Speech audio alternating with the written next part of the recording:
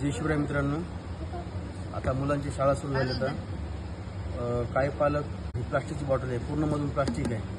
तुम्ही याचं पाणी समजा आपण ठेवलं 2-3 तास तर काही वेळेस काय होते, उन्हानं समजा बॉटल गरम होती व पाणीसुद्धा गरम होते. आणि याच्यामध्ये काय आहे की प्लास्टिकसुद्धा पाण्यामध्ये उतरते. त्याच्यामुळं मुलांचं पोट दुखते, ॲसिडिटी होती व तब्येत खराब होती.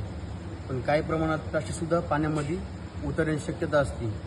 त्याच्यामुळं अशा प्लास्टिकचा वापर करू नये. कृपया करून कोणत्या बॉटलचा वापर करावा.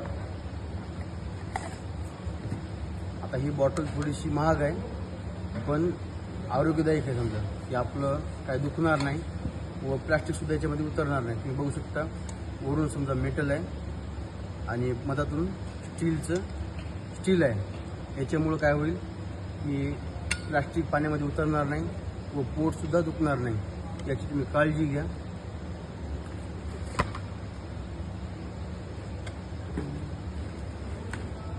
आता आपण टिफिनसुद्धा मुलांना आणले.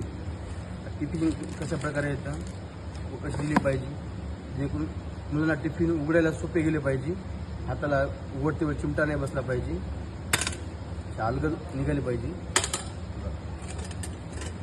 हे आपण 2 खाण्याचे टिफिन येतं, ते प्लेट आणि बॉक्स, जेणेकरून त्याच्यात भाजी पण होईल आणि त्याच्यामध्ये पोळी सहज बसू शकते व सहज आपण टिफिन असं लावू शकतो. मुलांना त्रास होणार नाही.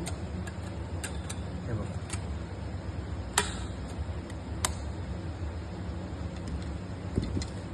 तुम्हाला या बॉटलमधला फरक कसा वाटला कमेंटमध्ये अवश्य कळवावं.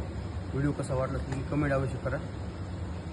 या बाटलीचं पाणी चालू लागते व खराब होतं.